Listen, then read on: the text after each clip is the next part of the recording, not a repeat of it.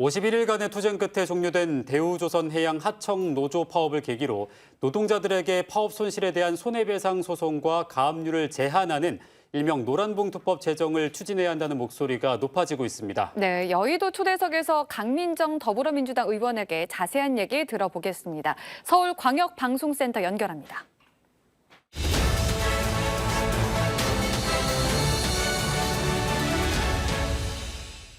서울광역방송센터입니다. 여의도 초대석, 오늘은 파업 노동자들을 상대로 하는 손해배상 소송과 가압류를 제한하는 이른바 노란봉투법 얘기해보겠습니다. 더불어민주당 을지로위원회와 대우조선해양 대응 TF 위원인 강민정 의원 스튜디오에 모셨습니다. 의원님 안녕하세요. 네, 안녕하세요. 대우조선해양 하청 파업 얘기에 앞서서 취학 연령 만 5세 하향 얘기 해보겠습니다. 박순애 교육부 장관이 윤석열 대통령한테 이런 내용으로 업무 보고를 했고, 윤석열 대통령은 뭐 좋은 취지인 것 같으니까 뭐 적극 추진해보라 이렇게 얘기를 했다고 하는데 어떻게 보시나요? 너무 느닷없는 거죠, 일단은. 그러니까 이게 공약에도 없었고 네. 국정과제에도 없었는데 갑자기 교육부 업무 보고에서 굉장히 중요한 변화를 이게 초래하는 정책이거든요. 만약 실시가 된다면. 네. 근데 이런 것들이 그냥 뜬금없이 갑자기 이제 결정이 돼서 발표가 돼서 지금 학부모님들, 교사들, 그다음에 그 유치원이나 어린이집 만 5세가 지금 다니고 있는 네. 이런 관련된 분들이 모두 다 지금 주말 내내 아마 엄청난 혼란과 이런 것들을 겪으셨을 것 같아요.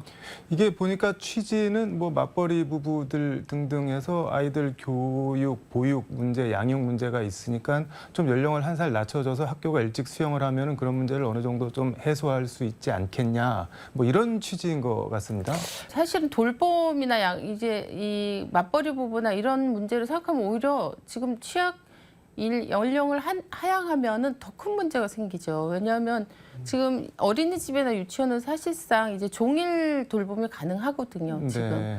근데 그 학부모들 입장에서 가장 돌봄에서 어려움을 겪는 경우가 사실 1학년 입학 고 연령대예요. 그래서 갑자기 이제 일찍 학교 시간이 일찍 당겨지면서 이후에 엄마가 퇴근할 때까지 이 공백이 굉장히 큰 돌봄의 부담으로 작용을 하고 있거든요. 근데 이제 더 어린 나이에 이제 그런 돌봄 문제를 해결해야 될 부담은 오히려 학부모 입장에서는 더 커지는 셈이죠. 저는 애가 좀 커서 지금은 잘 몰라서 여쭤보는데 초등학교 아이들은 그러면은 끝나고 다시 뭐 어린이집 같은데 뭐 그런 방과후 이런 데를 보낼 수가 없는 건가요?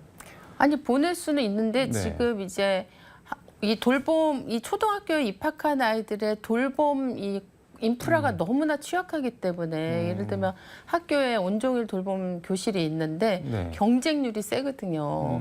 지금 거의 대부분 맞벌이 상태고 네. 네, 이런 상황이라 아마 학부모들이 가장 그 충격을 많이 받으셨을 것 같아요. 이게 취학 연령이 다른 나라들 뭐 이른바 선진국 클럽이라는 OECD 이런 데는 주로 어떻게 돼 있나요? 지금 OECD 38개국 중에서 네. 6세 이상인 경우가 34개 나라고요. 거의 전부가. 네, 5세인 나라는 4개밖에 없어요. 그리고 이 34개 나라 중에서도 네. 7세 입학 연령인 나라가 7개나 돼요. 그러니까 이게 왜 그러냐 하면 이 나이대 아이들은 아직 언어라든가 사고력이라든가 뭐 사회성이라든가 이런 발달 단계 측면에서 보면 본격적인 학교에서 칠판에 선생님이 서서 교과서 보고 수업하는 이런 본격적인 인지학습을 바로 진행할 단계가 아닌 거죠. 네. 그런데 이런 아이들을 이제 학교에서 초등학교 교육, 1학년 교육을 많이 시킨다. 네. 그러면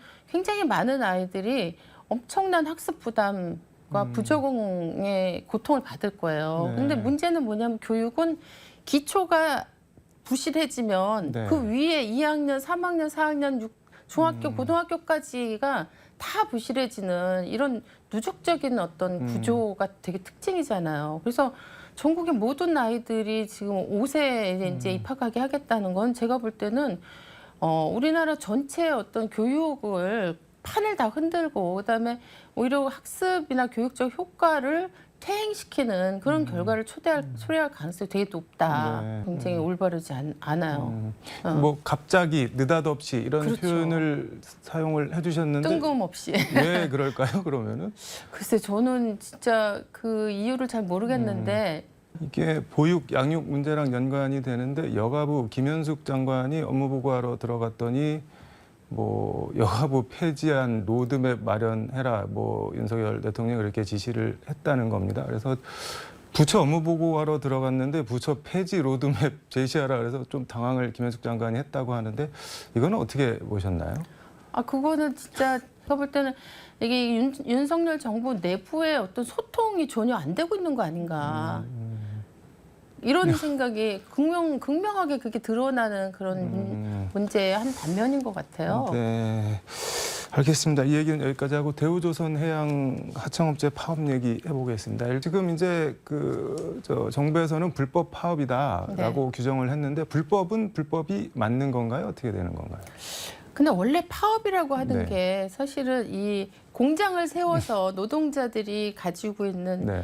그 약자의 힘, 단결된 힘으로 자본가에 대한 교섭력을 확보하는 네. 거잖아요. 그런데 그런 면에서 사실은 조업을 일시 부분적이지만 일도크를 점거하고 있었기 네. 때문에 조업이 중단된 거, 부분적으로 중단된 건 맞아요. 그렇지만 이건 제가 볼 때 우리 현행법이 좀 개정돼야 될 문제라고 봅니다. 왜냐하면 이렇게 따지면은 노동자들이 가지고 있는 파업권이 제대로 행사될 수가 없는 거죠. 그 얘기를 좀 뒤에 하고 아무튼 30% 깎였던 임금 복원 그리고 노조 활동 뭐 자유 권리 뭐 이런 걸 내세웠는데 결국은 사측이 제시한 4.5% 임금 인상안 수용하고 나머지는 뭐 거의 다 포기를 했고 그럼에도 민형사상 책임 특히 손배소 여지는 지금 뭐 깨끗이 해결을 못하고 남겨놨습니다. 뭐 이 정도면은 51일 동안 파업을 했는데 깨진 파업, 진 파업 아닌가요? 어떻게 평가하시나요? 저는 되게 이제 가슴이 아프긴 해요. 네. 저는 되게 가슴이 아프고 많이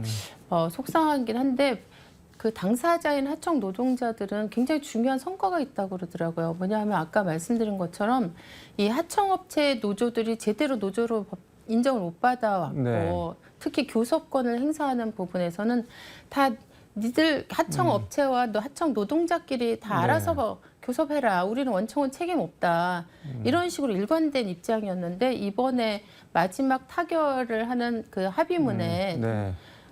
금속노조 가 같이 이 합의 그 교섭권자로 네. 참여를 해서 도장을 찍었고 그다음에 이제 개별화돼 있는 하청 노조 22개의 하청 업체가 노동자들이 네. 이번에 파업에 같이 참여했는데 집단 교섭을 한 거죠.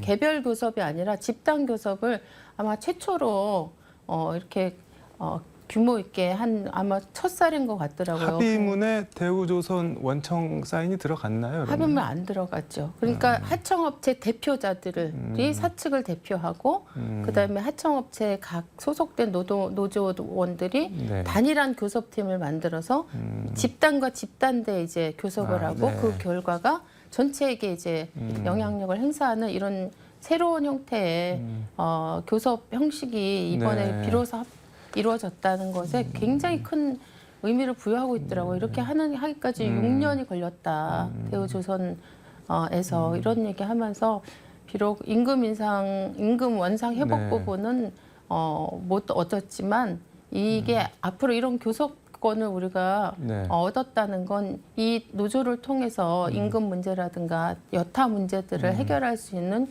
굉장히 중요한 조건을 전기를 확보한 좀 거다. 맞았다. 예, 이렇게 의미 부여를 하시더라고요. 알겠습니다. 사측은 파업으로 인한 손배액을 8천억 원 이상으로 추산을 하면서 손배소를 하겠다는 입장인 것 같습니다. 어쨌든 불법 파업을 했고 손해를 입었는데 가만히 있을 수는 없지 않냐, 뭐 이런 입장입니다. 어떻게 보십니까? 불법성을 따지려면 네. 양측을 다 따져야 된다는 거 이게 이제 전제가 돼야 되고 그다음에 사측이 얘기하고 있는 8천억을 보면은 네. 사실은 이제 파업으로 인해서 발생한 영업 손실하고 그다음에 파업과 관계없이 이제 고정비 지출이라는 게 있잖아요. 네. 대우조선업 네. 현장에서 그래서 공기를 충분히 이제 40일 정도, 3, 40일 정도 여유가 원래 있었고, 그리고 이 파업 이후에 노동자들이 훨씬 더 의욕적으로 지금 조업에 참여하고 있기 때문에 애초에 6천억이 넘는 영업 손실 이거는 사실 발생하지 않을 가능성이 있고, 요거하고 관계돼서 지체 보상금도 제 기일을 맞출 수 있는 상태다. 이런 네. 게 전문가들의 의견이더라고요. 그래서 요거는 사측의 일방적 주장이고 네. 실질이 어떤 것인지는 구체적으로 따져봐야 될 문제다. 그렇게 봅니다.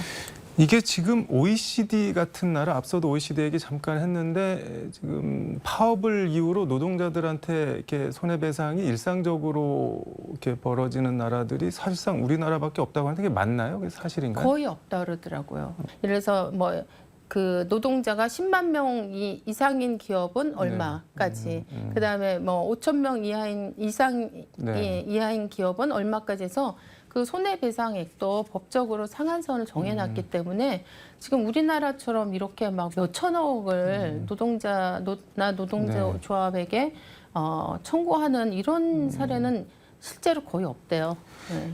이게 지금 말씀하신 내용으로 노동조합 및 노동관계조정법 뭐 이른바 노란봉투법이라 그래서 19대 20대 국회 때 계속 발의가 됐잖아요. 근데 참 이게 왜 법안 이름이 노란봉투법인가요? 네, 이게 쌍용차 그 사태가 벌어졌을 때 그때 사측에서 노동조합과 노동자들한테 1,200억에 넘는 손배소를 네. 제기를 했어요. 이게 쌍용차 사태 굉장히 컸잖아요. 네. 그 당시에. 그래서 이 소식을 듣고 시민들이 이거 우리가 도와서 이 문제 해결해야 된다고 그래서 노란 봉투에다가 후원금을 넣어서 이거를 이제 전달을 한 것에서 노란 봉투법이라는 게 이제 그 이름이 지어졌다고 그러더라고요. 이게 뭐 쌍용차 때도 말씀하신 그 손배소 가압류 때문에 노동자들이 좀 극단 선택을 하는 경우가 그렇죠. 쪽 있었고 그렇죠. 그럼에도 법안은 19대 20대 뭐 회기 만료로 그냥 다 자동 폐기됐고 지금 21대 국회도 같은 취지로 이제 노동자 개인한테 못하게 하고 노조한테 하되 뭐 손해배상액을 뭐 최고액을 한정을 한다든지 책임 면제 경감 범위를 확대한다든지 이런 내용으로 법안이 발의가 돼 있는데 이것도 논의가 전혀 거의 안 되는 것 같습니다. 20대 때 6개의 법안이 발의돼 있었고 네. 그게 이제 자동 폐기가 되고 나서 요번에 이제 21대 때 국회에서도 6개의 법안이 발의가 됐습니다. 네. 그리고 그 6개 중에는 정부가 발의한 정부 발의안도 네. 있어요. 그 정도로 사실은 이게 어떻게 보면 정부가 나선다는 건 현실적인 필요성이 생겼다는 거거든요. 그럼에도 불구하고 한 2년 반이 지나는 21대 국회에서 제대로 이게 심의가 안 되고 네. 있었는데 저는 아마 이번에 대우조선 파업 사태가 사회적인 쟁점이 됐고 굉장히 많은 국민들한테 알려지고 그다음에 이 대우조선뿐 아니라 우리나라 조선업계의 문제 이런 것들이 좀 근본적으로 제기가 됐기 때문에 국회에서도 아마 발빠르게 이 관련 법안들을 처리를 할 수밖에 없다 이렇게 생각하고 이런 문제들을 가지고 토론회 개최하고 그다음에 그 다행스럽게도 국민의힘에서 이미자 의원이 또 이 대우조선 문제와 관련된 여야정 협의체를 구성하자 이런 제안을 또 했어요. 그리고 저희 대응 TF에서도 국회 차원의 조선업 구조조 혁신을 위한 특별위원회를 만들자는 제안을 했고 그래서 아마 이게 만들어지면 국회 전체 여야 가리지 않고 공동의 문제의식들을 좀 모아서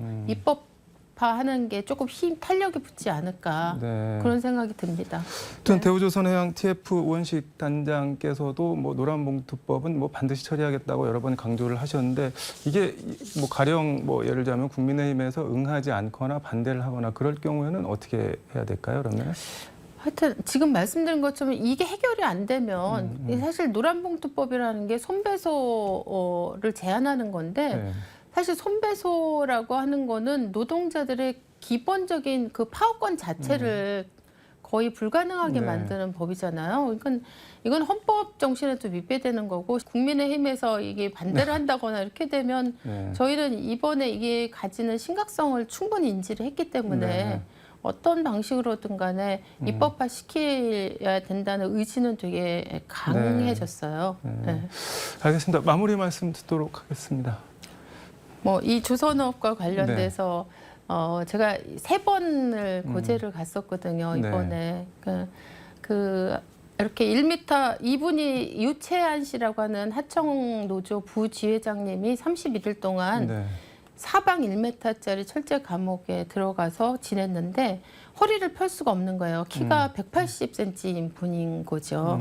그래서 허리를 제대로 펼 수 없는 그 모습을 보고 이게 계속 지워지지가 않았어요. 저는 사실 국회에 있어도 집에 있어도 지워지지 않더라고요. 그래서 이번에 그 노동자들이 네. 웃으면서 일할 수 있는 그런 어떤 사회를 만드는데 조금이라도 빨리 우리가 한 발 다가가야 되겠다. 그런 역할을 국회가 좀 네. 앞장서서 해야 되겠다. 그래서 이런 일이 다시는 반복되지 않았으면 좋겠다.